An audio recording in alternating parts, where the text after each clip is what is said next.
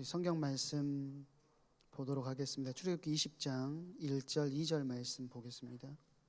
출애굽기 20장 1절 2절 말씀.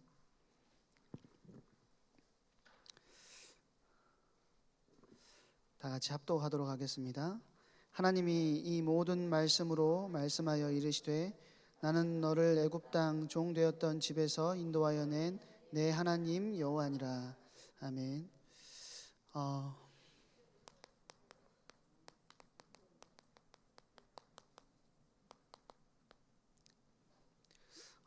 오늘 출애굽의 목적으로서의 신해산 언약 우리 좀 함께 생각해 보고자 하는데요. 출애굽기라고 하는 그 모세오경의 두 번째 책의 이름이 출애굽기 아닙니까? 근데 이제 그 출애굽기라는 명칭 때문에 사실 우리가 혼동하기 쉬운 게 뭐냐면 마치 이 책이 가장 중요한 목적이 이스라엘이 애굽에서 떠나오는 것으로 생각하게 만들기가 쉽습니다. 그렇잖아요. 애굽에서 빠져나오는 것, 출애굽이 그러니까요, 그렇죠? 근데 이 책의 가장 중요한 목적은 출애굽 자체가 아니라는 거예요. 출애굽 자체가 이 책의 가장 중요한 목적이 아니고 출애굽은 가장 중요한 목적으로 가기 위한 과정일 뿐이라는 거예요. 그 목적은 창세기에서부터 예견되고 준비된 것이었고 또 나머지 레위기, 민수기, 신명기의 출발점이 되는 것입니다. 그게 뭐냐면 오늘 출애굽의 목적이라고 하고 출애굽기 20장을 읽었기 때문에 다 십계명이겠구나라고 생각을 하고 계시겠지만 출애굽기 3장 12절에서 약속하신 대로 시내산에서 이스라엘과 언약을 맺는 것이 출애굽기의 목적입니다. 그 결과로 이스라엘은 하나님의 백성이 되고 하나님은 이스라엘의 하나님이 되시는 거예요. 물론 그 전에 하나님께서 애굽에 있을 때에 그들을 유월 어린 양의 피로 말미암아서 유월하게 하는 중요한 구원을 겪게 하시고 또 홍해를 통해서 세례를 받게 하는 과정들을 겪게 하셨지만 공식적으로 하나님의 백성이 되는 언약을 맺는 시간이 사실 출애굽기 20장의 중요한 내용입니다. 그래서 이게 지난주에 따져보니까 이제 이번 주에 제가 이걸 해야 되는데 제일 중요한 핵심을 제가 이렇게 안꼬를 제가 먹더라고요. 또 좀 부담이 많이 됐는데요. 우리가 이 사실을 이해하지 못하면 출애굽기가 단순히 어떤 민중의 억압에서 해방받는 역사를 기술한 책이라고 생각할 수가 있습니다. 그래서 우리나라에서 1970년대, 80년대에 유행했던 신학이 있습니다. 민중신학, 해방신학이라고 하는 신학이 1970년대, 80년대에 굉장히 유행했던 신학인데요. 그 민중신학과 해방신학의 기초를 두고 있는 성경이 어디냐면 출애굽기입니다. 뭘로 봤기 때문에 그들을 억압된 곳에서 묶였던 곳에서 해방시키는 것만 봤기 때문에 민중신학 또 해방신학의 모태가 되는 성경이 출애굽기가 된다는 거예요. 근데 우리가 기억해야 되는 것은 무엇이냐면 어디로부터의 해방이 목적이 아니라 누구를 향하여 해방을 시키셨는가 하는 것이 성경의 목적이라는 것입니다. 출애굽의 목적이라는 거예요. 애굽으로부터의 해방이 목적이 아니라 하나님을 향하여 해방시키신 것이 목적이에요. 그래서 하나님과 그 하나님의 백성, 하나님 나라 속으로 포함되게 하는 과정 속으로의 출애굽이 의미가 있는 것이지 다른 것은 의미가 없다라는 거예요. 그래서 하나님께서 애굽 안으로 들어가게 하신 이유가 뭐냐면 첫 번째는 이스라엘이 숫자에 있어서 민족으로 형성되는 것을 기다리는 시간이었습니다. 저번에 말씀드렸지요. 두 번째는 뭐였냐면 가나안의 심판의 날을 기다리는 시간이 400년이라는 시간이었어요. 그래서 입애굽, 그러니까 애굽에 들어가는 것과 출애굽은 그 자체가 최종 목적이 아니라 더 중요한 목적인 하나님이 이스라엘과 맺은 언약이라는 최종 목적을 위한 과정 혹은 수단에 불과하다는 거예요. 그래서 어떤 신학자들은 출애굽기 말고 차라리 시내산 언약기라고 하는 게 더 낫지 않겠냐라고 말을 하는 신학자들까지 있습니다. 그만큼 출애굽기 20장으로부터 시작되는 하나님과 언약을 맺는 그 과정이 출애굽기의 안고와 같은 내용이고 아주 중요한 내용이라는 거예요. 우리 사실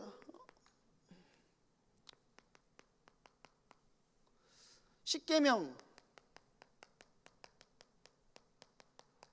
하면 우리가 사실 교회에서 많이 다루지는 않는 내용이 될 수도 있습니다. 그리고 율법 우리가 다 끝났는데 그게 무슨 의미가 있느냐라고 생각할 수 있어요, 그렇죠? 그런데 우리가 이 십계명이 얼마나 중요한지 여러분들이 조금 한번 고민해보는 시간이 되었으면 좋겠고, 하나님께서 우리에게 이 언약을 주신 것이 얼마나 중요한 것인지를 좀 확인해보는 시간 됐으면 좋겠습니다. 우리가 이제 네가 다니는 종교야, 기독교가 뭐냐? 라는 질문을 여러분들이 받았을 때 어떻게 대답해야 될지 난감하는 경우들이 있을 수 있습니다. 왜냐하면 그리스도인이 무엇을 믿고 어떤 행동을 해야 되고 어떤 비전을 가져야 되는지 우리 안에 일목요연하게 정리되어 있지 않으면 어떻게 한마디로 전달해 주기가 쉽지 않기 때문이라는 거예요. 그래서 그런 질문을 받게 되면 그냥 예수 믿는 거야 편하게 이야기할 수도 있겠지만 사실은 굉장히 내가 이 부분에 대해서 제대로 전달해 줬어야 되는데 하는 당혹스러움이 생길 수도 있다는 것이죠. 근데 이 그리스도인의 믿음과 행동 그리고 비전, 이 세 가지를 가장 빠르고 정확하게 배우고 가르칠 수 있는 방법이 우리에게 있고 우리가 이미 알고 있다는 거예요. 그게 뭐냐면 그리스도인의 믿음은 무엇입니까?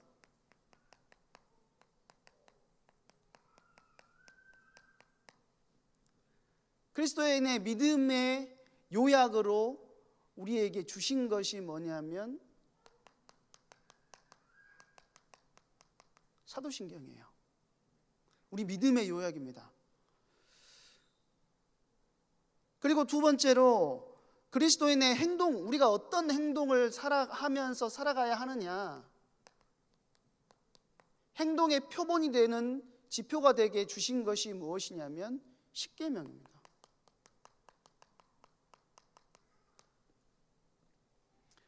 그리고 우리가 그리스도인으로 부름 받았는데 어떤 비전을 가지고 살아가야 되느냐, 우리에게 그 비전으로 주신 것이 뭐냐면 주기도문이에요.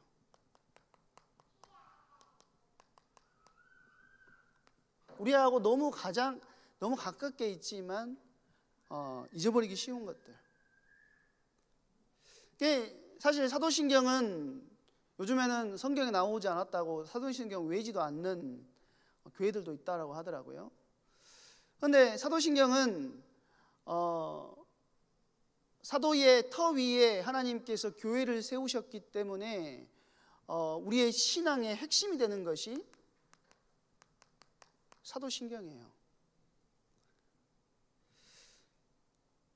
이 십계명은 뭘 하지 마라, 뭐 해라 이렇게 말씀하시지만 기독교인의 윤리, 그리스도인의 윤리의 핵심이 되는 것이 십계명이 된다는 거예요. 그리고 아까도 말씀드렸다시피 주기도문은 우리 그리스도인들이 가지고 있는 비전의 핵심이 되는 것이 이 속에 들어있다는 거예요. 근데 이건 또 무엇을 가리키냐면 사도신경은 결국 아까도 말씀드렸지만 믿음을 말하는 것이고, 윤리는 어떤 삶을 살아야 되는지를 우리에게 보여주면서 사랑을 보여주는 것이고,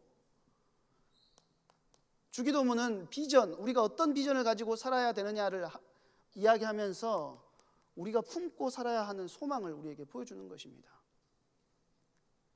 그래서 이 믿음, 소망, 사랑, 그러니까 사도신경 10계명 주기도문을 우리가 매일 배우고 또 외우고 한다는 것은 굉장히 중요한 것이고, 사실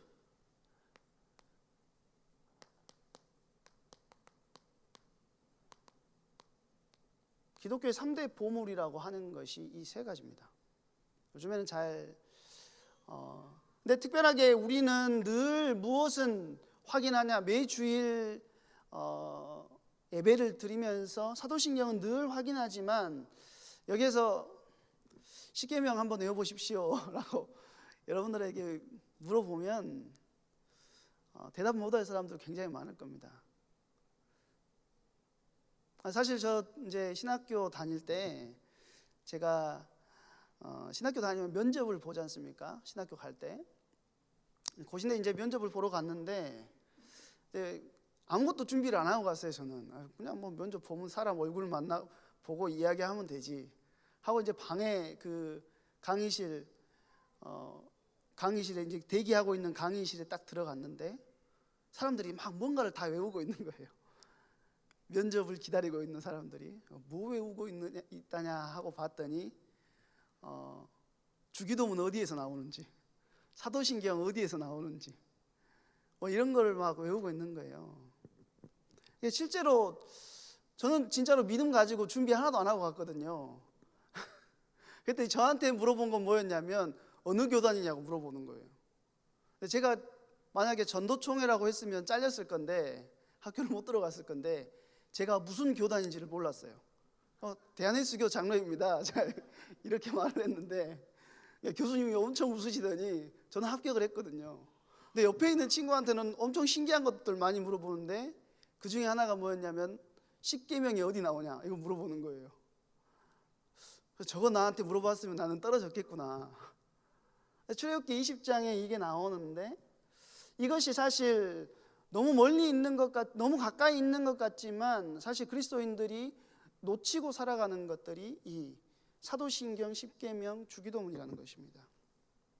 그러면 그 중에 하나 오늘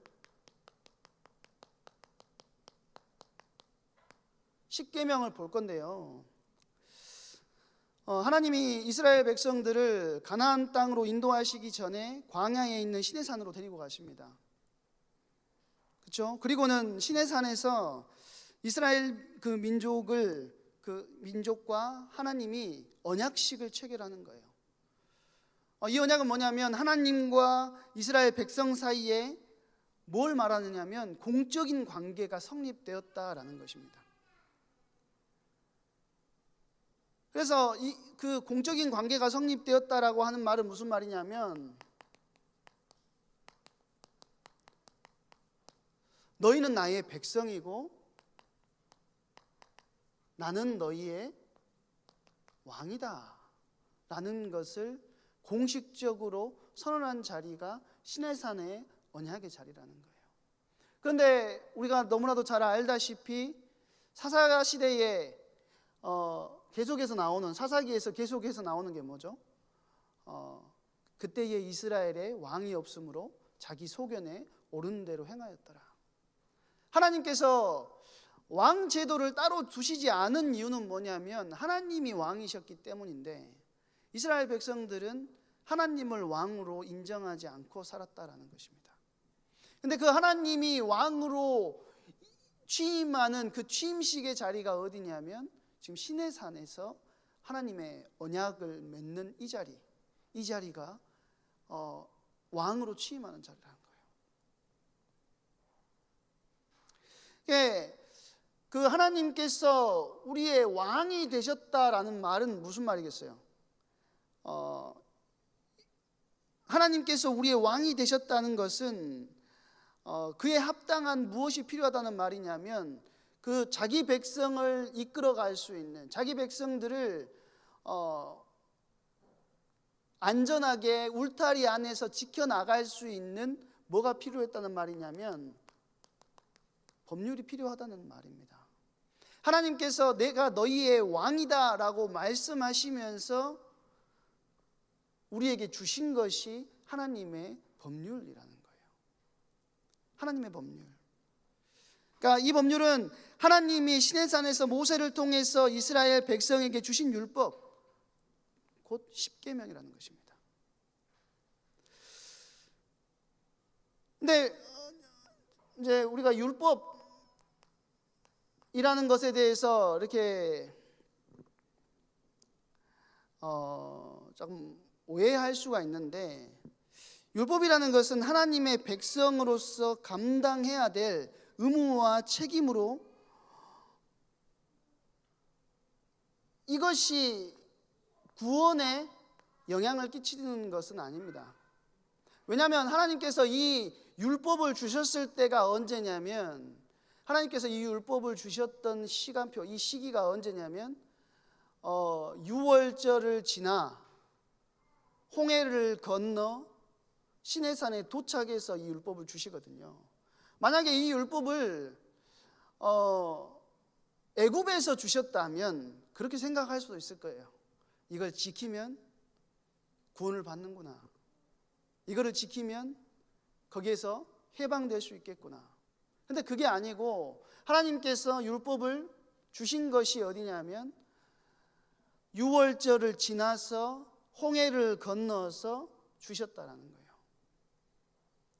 이미 구원받은 6월절을 통해서 구원받은 하나님의 백성에게 이 율법을 주시는데, 이게 뭐냐면 너희가 하나님의 백성이라면 최소한의 하나님의 백성의 삶의 모습은 이런 것이야 라고 하나님께서 우리에게 가르쳐 주시는 것이고, 그리고 이게 율법의 요약이고 핵심이 되는 것이 이 십계명이라는 것입니다.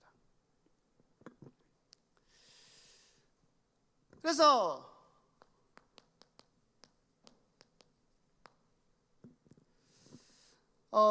십계명은 하나님이 이스라엘 백성들에게 주신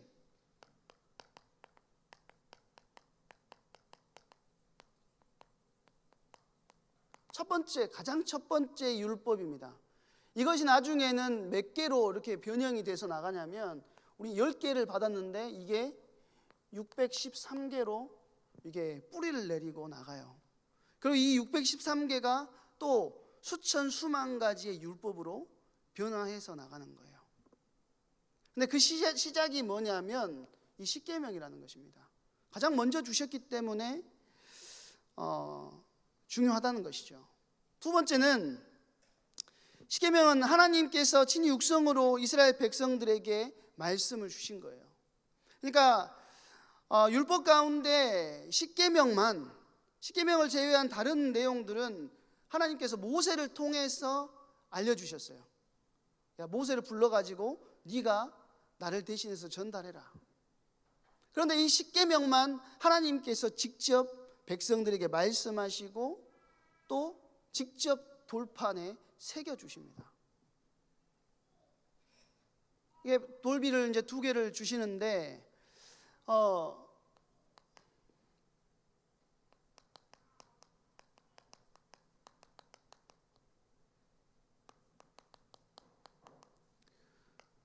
직접 주신 계명으로서 언약의 당사자인 하나님께서 또 다른 언약의 당사자인 우리에게 직접 그 언약을 선언하시는 중요한 계명이라는 거예요.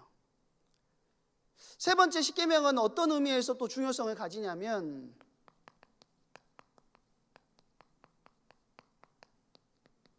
이 십계명이 뭘 상징하느냐, 그 뭐의 시작이라고 이해할 수 있냐면 정경의 시작이라고 이해할 수 있는 것입니다. 그러니까 지금 우리는 출애굽기를 통해서, 출애굽기라는 정경, 카논이라고 하죠. 그 잣대를 통해서 하나님의 말씀을 듣고 그 말씀을 바탕으로 해서 우리는 성경 66권을 이해하고 하나님을 알지만, 이 당시에는 정경이 없었다는 거예요. 하나님께서 처음 돌비에다가 새겨서 십계명을 주시는데, 이것이 정경으로서의 역할을 감당한다는 것입니다. 십계명이. 그래서 사실 기독교를 어떤 종교라고까지 이야기를 하냐면 체계 종교라고 이야기를 합니다. 성경을 더 북이라고 하지 않습니까? 그런데 그 시작이 이 십계명이라는 거예요. 그렇기 때문에 중요하다는 것이죠. 네 번째는 또 왜 십계명이 중요하냐면 이 십계명을 어디에 두냐면 성막 안에 두고, 이 십계명을 성막 안에 있는 어디에 두죠? 지성소 안에 두고, 이 또 지성소 안에 있는 어디다 둡니까?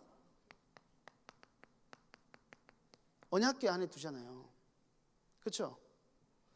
그러니까 지성소는 하나님의 임재가 임하는 곳이, 하나님의 임재하는 곳이고, 언약궤는 하나님이 이스라엘 백성과 영원히 함께 하심을 보여주는 것인데, 십계명을 언약궤 안에 넣어두라고 하신 의미는 뭐냐면 하나님의 백성답게 살기 위해서는 뭐 해야 된다고요? 그분의 뜻에 순종해야 함을 우리에게 보여준다는 거예요. 십계명 자체가 하나님의 뜻에 순종해야, 하나님과 언약 관계를 맺은 하나님의 백성이라면 누구나 하나님 앞에서 십계명을 지키고 살아가야 함을 보여주고 있기 때문에 중요하다는 것이죠. 그러면 십계명의 내용이 어떻죠? 여러분들 다 알고 계시지만 십계명은 내용상 두 가지로 구분이 됩니다. 첫 번째는 1에서부터 4계명은 하나님께 대한 의무 계명이에요.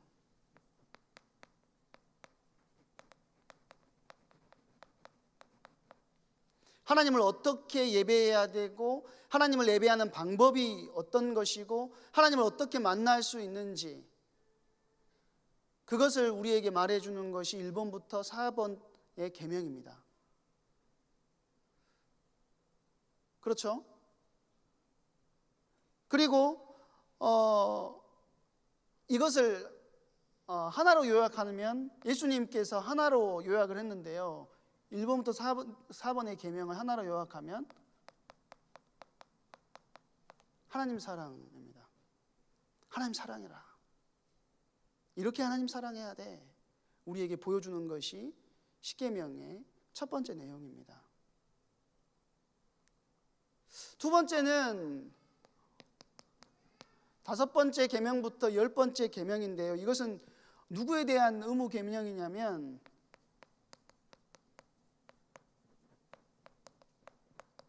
이웃에 대한 의무 계명이에요. 사람에 대한 의무 계명. 그래서 이거는 또 예수님께서 뭐라고 요약을 하시죠? 이웃 사랑으로 요약을 하십니다. 그래서 그 십계명은 10개뿐인데 이것이 613개의 계명으로 분화되고, 또 이것이 가르치는 것은 뭐죠? 2개의 의무를 이야기를 하는 거예요. 이것이 십계명 안에 있는 아주 작은 틀이고 그 안에 엄청난 것들이 다 들어있습니다. 그래서 누가복음 10장 25절에서 37절에 보니까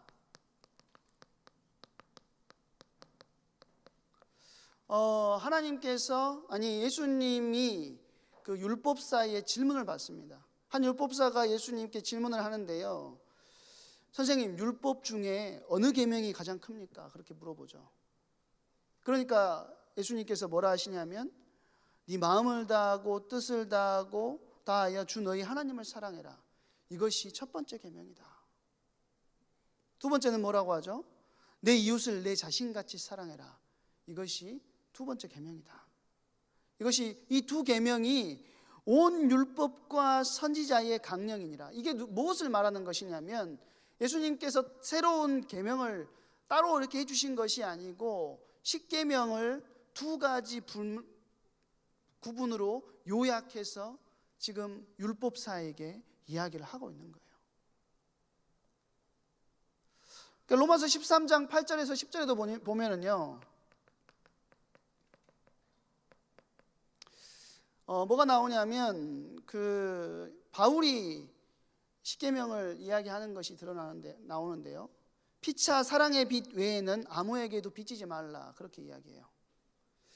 그러면서 남을 사랑하는 자는 율법을 다 이루었느니라.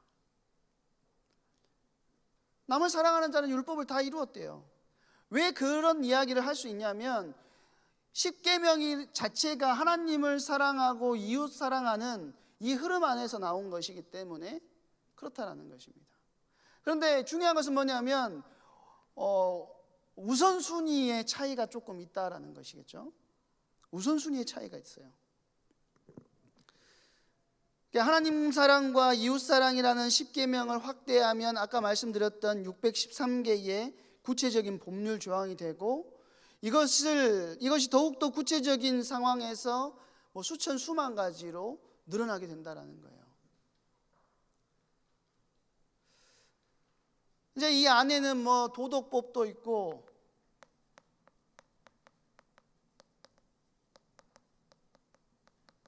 종교법도 있고요.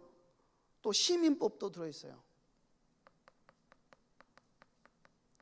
이제 21장, 22장, 23장 이렇게 지나가면서 계속해서 이런 부분으로 확대되어 갈 건데,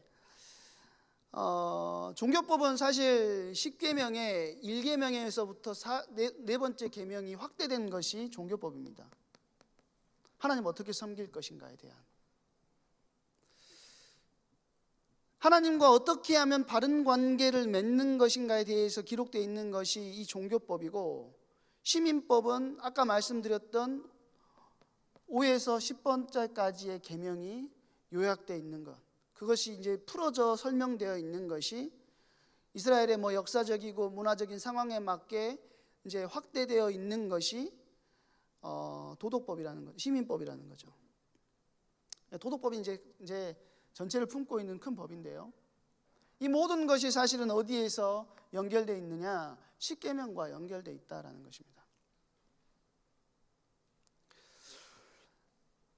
그래서 사실 우리에게 있어서 십계명은 굉장히 중요한 것이고, 우리에게 왜 십계명을 주셨는지를 늘 우리가 생각을 해봐야 되겠죠. 아까도 말씀드렸다시피 십계명을 지킴으로 하나님의 백성이 될 자격을 얻을 수 있는 것은 아닙니다. 구약은 우리가 율법이다, 구약은 그렇다라고 말을 하지만 사실은 구약도 뭐냐면 하나님의 은혜로 구원을 얻잖아요. 출애굽했던 이스라엘 백성들이 출애굽하게 될 수 있었던 이유가 무엇입니까? 마지막 재앙인 장자의 재앙, 그 재앙으로 인해서 이스라엘 백성들이 출애굽을 할 수 있게 되잖아요. 그런데 그 장자의 재앙, 우리가 이제 제가 한 번씩 앞에 서면 말씀드렸지만 장자만 데려가셨다라고 생각할 수 있지만, 그 당시의 문화권에서 첫째가 갖는 의미는 무엇이냐면 모든 것을 의미하는 것입니다. 모든 것을 의미하는 거예요. 그래서 11조도 사실 그런 개념이거든요.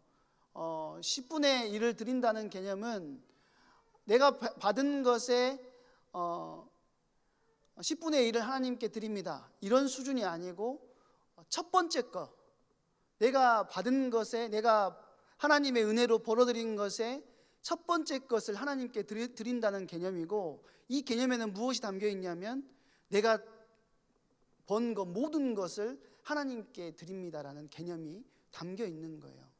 11조가. 마찬가지로 그 개념 안에서 하나님께서 애굽을 치신 거예요. 그런데 그 애굽에 임한 재앙, 그 재앙 속에서 이스라엘 백성들이 구원을 얻을 수 있었던 이유는 자신들의 힘이나 능력이 아니고 뭐였죠? 어린 양이 대신 피 흘리는 그 피를 문설주에 바른 집은 그 죽음의 사자가 유월했다, 넘어갔다라는 것입니다. 그래서 사실은 10계명을 지킴으로 해서 하나님의 백성이 될 자격을 얻는 것은 아니지만, 바로의 항복으로 히브리 노예들이 홍해를 건너게 되고 바다가 갈라지고 물이 벽이 되고 마른 땅으로 이게 건너는데, 제가 저번에도 말씀드렸지만 이 광경을 신약에서 바울은 뭐라고 이야기합니까? 이스라엘 백성들이 홍해에서 세례를 받았다. 그러니까 세례를 받는다는 것은 모세에 속해 가지고 이스라엘 백성들이 세례를 받았다라고 사도 바울은 한 구절로 이렇게 이야기를 하는데요, 어린 양의 죽음으로 구원받은 그 백성, 그 표로 뭘 주셨습니까? 세례를 주신 거예요. 구원받은 백성에게 세례를 주신 것이고, 세례를 받아야 구원받는 게 아니고 어린 양의 피로 말미암아 구원받은 자가 그 표징으로 세례를 받은 것이고,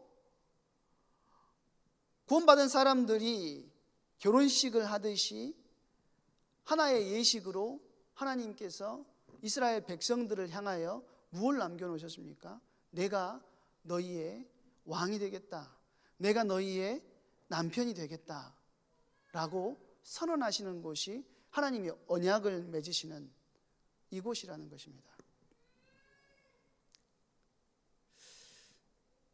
하나님의 백성, 하나님이 그 자기의 백성에게 뭐라고 자꾸 이야기를 하시냐면, 그 하나님의 백성을 신부라고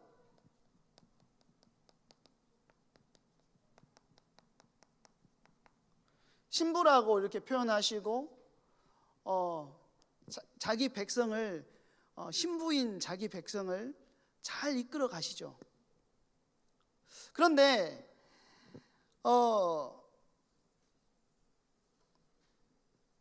하나님이 그 이스라엘 백성들을 신부로 선택하셨는데, 우리가 결혼을 하게 되면 여러 가지 의무들이 생기게 되는 거예요.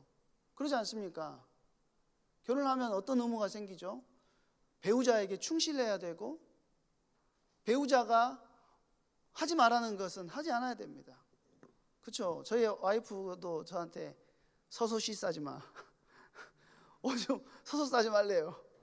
물 튄다고. 당신이 청소할 거야? 그날부터 앉아서 수시를 하게 됐습니다. 근데 제가 그걸 왜 그렇게 하게 됐냐면, 사실은 서로에 대한 예의인 거예요. 마찬가지로 하나님의 신부인 우리가 하나님의 신부가 되었기 때문에 서로 상호 같이 살고 서로를 위해서 정조를 지키고 또 상호 부양의 의무들이 있어서 결혼을 한 남자나 혹은 여자들이 뭔가 더 열심을 다해서 뭔가를 이뤄 나가는 것처럼, 하나님은 이스라엘 백성의 남편으로서 보호자고 공급자고 인도자가 되어 주셨어요. 그렇죠? 그리고 이스라엘 백성도 하나님의 신부로서 하나님에 대한 충실과 정절을 요구하셨다라는 것입니다. 그것이 뭐냐면 십계명이라는 거예요.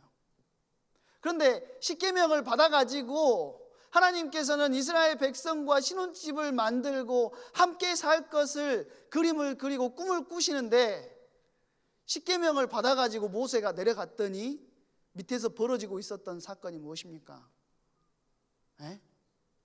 바람 피고 있는 거예요. 바람. 이스라엘 백성들이 나를 이끌어왔던, 우리 백성을, 내 백성을 이끌어왔던 하나님이 어떤 하나님이신지 모르고, 그분이 어떤 존재인지도 모르고 뭘 만들죠? 우상을 만들어 놓고 거기에다 절하고 있는 겁니다. 그러니까 한번 생각해 보세요. 하나님께서 이번 주 수요예배 때 메시지에 나왔잖아요. 야, 네 백성, 네가 인도해온 네 백성이라고 말씀하시는 이유가 분명히 있다라는 거예요. 한번 생각해 보세요. 여러분 배우자가 바람 핀다고 한번 생각해 보세요. 쌀쌀 맞을 수밖에 없지 않겠습니까? 아이고 우리 남편 왔어, 아이고 우리 아내 왔어, 이렇게 되겠습니까? 안 돼요. 안 된다니까요. 그런데 그렇게 바람핀 이스라엘 백성들을 또 품어주시고 그들을 안아주시고 다시금 십계명을 그 백성에게 허락해 주시는 것이죠. 세 번째는 무엇을 우리에게 가르치시기 위해서 십계명을 주셨냐면 가치 체계의 우선순위가 무엇인지 우리에게 분명하게 알려주기 위해서 십계명을 허락하셨다라는 것입니다. 그 당시에는 제대로 된 틀이 만들어져 있지 않은 상태이지 않습니까? 그래서 십계명의 순서상 앞에 나오는 것들이 더 우선적이고 중요하다라는 거예요. 그래서 십계명을 어겼을 경우에 처벌의 경중을 보면은 무엇이 우선순위인지 무엇이 우선순위가 아닌지를 알 수가 있게 되는 것입니다. 사실 1번부터 4번까지 계명, 1번부터 5번까지의 계명은요 어겼을 경우에 어떻게 되는지 아십니까? 사형입니다. 사형. 죽어요. 1번부터 5번까지의 계명을 어겼을 경우에는 죽임을 당해요. 그만큼 중요하다는 것이죠. 그리고 또 6번째 계명 넘어갔네요. 5번까지가 아니고 6번까지입니다. 6번까지의 계명을 지키지 않으면 사형을 당합니다. 그리고 간음하지 말라는 7번째 계명을 어긴 경우에는 사형을 내릴 수도 있지만 그런 처벌이 내려진 경우는 거의 없었어요. 그 말은 무슨 말이냐면 간음은 그것보다는 우선순위가 덜하다라는 것이겠죠. 물론 해도 된다라는 의미는 아닙니다. 그리고 8번째 계명을 어긴 경우 도둑질하지 말라. 이 계명을 어긴 경우도 통상적으로 사형에 처해지지 않았습니다. 근데 도둑질 중에도 도둑질에도 경중이 있잖아요. 도둑질 중에서 사람을 납치하는 경우에는 사형에 처했다고 합니다. 그만큼 그 가치 체계의 우선순위가 정해지는 시간이 이 십계명 안에서 하나님과 언약을 맺어지는 과정 속에서 나오게 되었다라는 것이죠. 그리고 거짓 증거하지 말라. 이 9계명을 어겼을 경우 사실 거짓말한 건데 이것이 어떤 상황에서 이거 거짓 증거했느냐에 따라서 조금 달라지는 거예요. 예를 들어서 어떤 그 사형에 처해야 되는 범죄를 했다라고 고발했을 경우에 그것이 거짓일 경우는 사형에 처했습니다. 그만큼 무엇이 우선순위인지 어떻게 해야 되는지 사건의 경중을 따지게 되는 우선순위가 결정되는 시간이 이것이었다라는 거예요. 그래서 1번부터 4계명은 하나님에 대한 계명이고 5계명은 공동체에 대한 계명이고 6계명은 생명을 위한 계명이고 7계명은 성, 8계명은 재산 이런 계명이잖아요. 그런데 요즘에 이거 자세하게 좀 생각해 보면 1번부터 4계명이 가장 우선순위가 제일 뒤에 있지 않습니까? 옛날에는 1번부터 하나님에 대한 계명이 가장 컸고 그 다음에 공동체 그리고 이렇게 되어 있었다면 우선순위가 되어 있었다면 요즘에는 어떻게 됐죠? 이게 다 바뀌었다는 거예요. 재산이 제일 중요해. 어떤 예배 가가지고 요즘에 힘이 되는 것이 뭡니까? 라고 했더니 돈이라고 바로 이야기를 하더라고요. 돈이 힘인 세상이 돼요. 이렇게 바뀌어 버렸다는 거예요. 그래서 하나님께서 우리에게 주신 십계명, 이 계명을 그냥 제 옆에 있던 친구가 십계명 어디에 나와 있냐라고 물어보니까 그 친구 누군지도 잘 기억이 안 나는데 성경 제일 뒤에 나와 있습니다. 이렇게 출애굽기 20장이라고 말 안 하고 성경 제일 뒤에 나와 있습니다. 이렇게 했는데 저 때는 웃으셨는데 이제 이 친구 때는 웃으시지 않고 성질을 내시더라고, 교수님들이. 네, 우리 또한 십계명이 성경 제일 뒤에 나와 있는 십계명 수준으로 알아서는 안 된다라는 거예요. 하나님의 백성의 행동과 윤리, 그리고 우리의 삶이 어떤 방향으로 흘러가야 되는지, 하나님께서 원하시는 것이 무엇인지, 하나님의 신부인 우리를 하나님께서 어떻게 만들어 가시기를 원하시는지, 사실 십계명을 통하여서, 그리고 앞으로 우리에게 하나씩 소개될 시편 출애굽기 20장부터 24장까지 나오는 그 언약의 내용 속에서 여러분들이 계속해서 그것들을 확인하고 보게 될 것입니다. 오늘은 사실은 그냥 이걸 한 절씩 다 말씀을 드리기가 어려울 것 같아서 서론적인 부분을 이야기를 드렸고요. 이제 다음 주에 이제 담임 목사님에게 이 바톤을 넘겨드리도록 하겠습니다. 우리 한번 기도했으면 좋겠는데요. 하나님이 우리를 위해서 신혼집을 만들고 우리와 함께하고 우리와 같이 있으려 하는 그때에 나는 무엇을 하고 있는지 우리가 한번 돌아봐야 되겠습니다. 하나님 우리를 하나님 말씀으로 이끌어 주시고 하나님의 은혜로 우리 가운데 충만케 하셔서 정말로 주님의 신부로서의 교회, 그 교회의 사명을 감당하고 이루는 일에 우리가 쓰임 받을 수 있도록 하나님 우리를 주장하시고 인도하여 주시옵소서. 특별하게 우리에게 주신 그 계명들, 율법적으로 이걸 지키는 것이 아니고 관계적 측면에서 이 계명을 지키고 주님과 함께하는 중요한 응답의 주역으로 쓰임 받을 수 있도록 하나님 우리를 이끌어 주시옵소서. 우리 이 시간에 한 번만 기도하고 마치겠습니다. 사랑과 은혜가 많으신 하나님, 은혜와 사랑을 감사합니다.